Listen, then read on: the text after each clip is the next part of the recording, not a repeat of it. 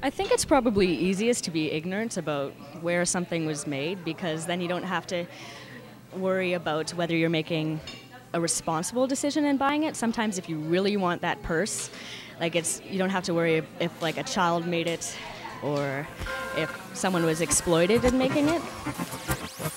Everything you see and hear these days is been edited, filtered through some kind of software, and then sent back out to the world.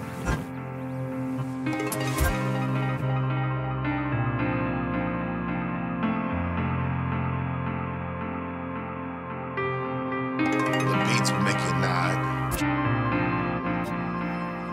Well, I've observed hectares and hectares of nothing but factory. I've observed people sleeping within these factories.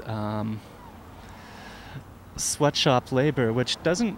what I observed in China of this sweatshop labor, it isn't really like the Dickensian workhouse that we imagine it to be. It's like every tiny bit of real estate that can be sold to manufacture some kind of product is using. I was renting an apartment, and the apartment beneath me had 6 seamstresses living in it who were sewing clothes for resale back in America. If I'm buying locally, then I'm probably, as much as I could do that, I imagine that's the best choice. One of the best ways you can make a difference is where you put your dollars to. So I think people feel that their only power in this city is their purchasing power, and they feel that by endorsing certain products, they're exercising the absolute extreme of their power. one of the things I'm wearing right now was made in Canada, and I bought it just because it was made in Canada and it's so hard to find. And when I go to a new store, I usually ask them, like, is this made in Canada? Was it made in Canada? Do you have any products like that? But for some things, it's hard to do, but I started sewing my own like outdoor clothes just so I could know who it was made by and just so I could customize it.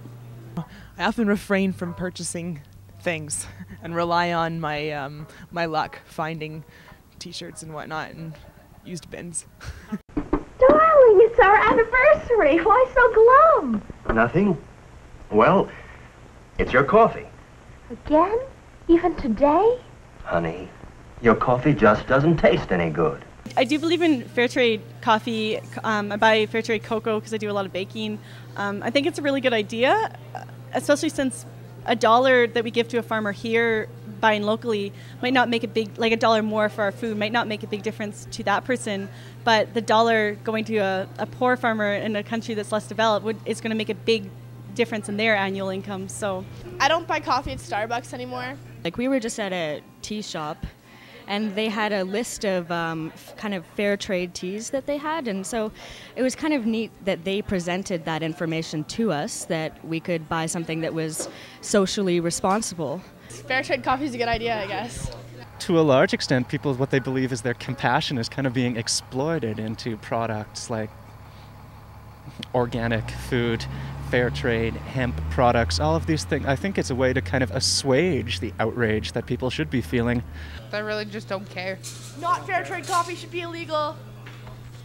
So I think there are a number of Calgarians who believe they're making responsible choices, but they're really just kind of playing into marketing infrastructure that has been created to take out their fangs. Our society, we've become really greedy, and we're ruled by consumerism, and yeah, it's not, no one ever thinks how it's made, no one ever thinks about anyone else, right? It's just, we're ruled by money. Everything you see and hear these days is mixed.